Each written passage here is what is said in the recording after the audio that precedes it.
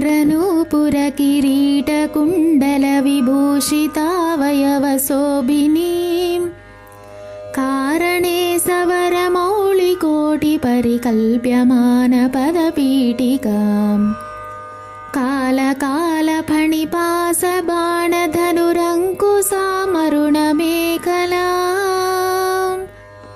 फालभूतिलकलोचनां मनसि भावयामि परदेवताम्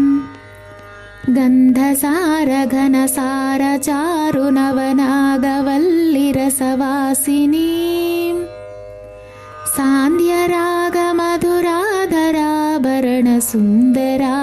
सान्द्यरागमधुराधराभरणसुन्दराननशुचिस्मितां मन्धरायतविलोचनाम् अमलबालचन्द्रकृतशेखरीम्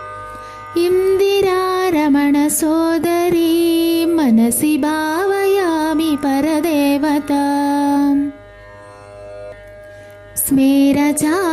स्मेरचारुमुखमण्डलां विमलगण्डलं विमणिमण्डलां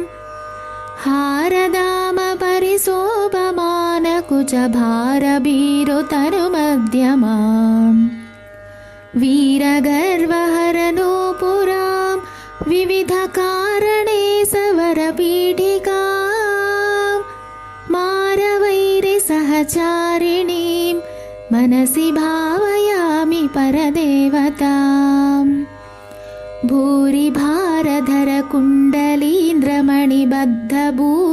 भूरिभारधरकुण्डलीन्द्रमणिबद्धभूवलयपीठिकां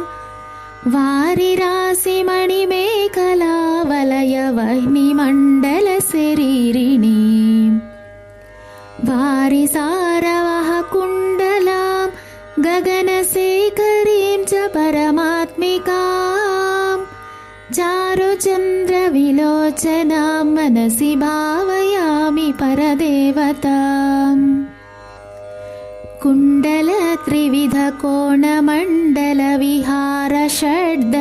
कुण्डलत्रिविधकोणमण्डलविहारषड्दलसमुल्लसत्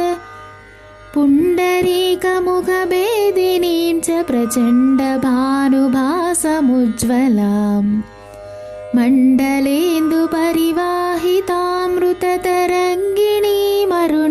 मण्डलेन्दुपरिवाहितामृततरङ्गिणीमरुणरूपिणीं मण्डलान्तमणिदीपिकां मनसि भावयामि परदेवताम्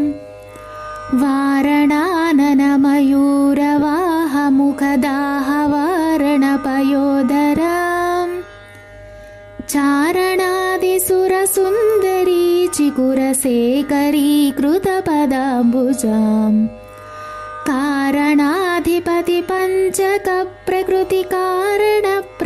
कारणाधिपतिपञ्चकप्रकृतिकारणप्रथममातृकां वारणान्तमुखपारणां मनसि भावयामि परदेवताम्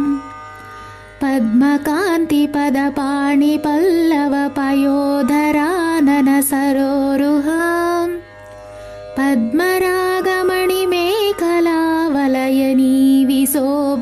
पद्मरागमणिमेखलावलयनीविशोभितनितम्बिनीं पद्मसम्भव सदा शिवान्तमय पञ्चरत्नपदपीठिकां पद्मिनीं प्रणवरूपिणीं मनसि भावयामि परदेवताम्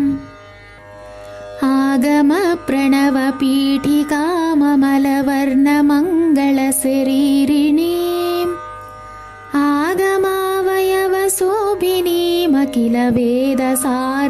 आगमावयवशोभिनीमखिलवेदसारकृतशेखरीं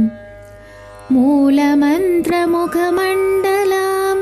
मुदितनादबिन्दुनवयौवनां मातृकां त्रिपुरसुन्दरीं मनसि भावयामि परदेवताम्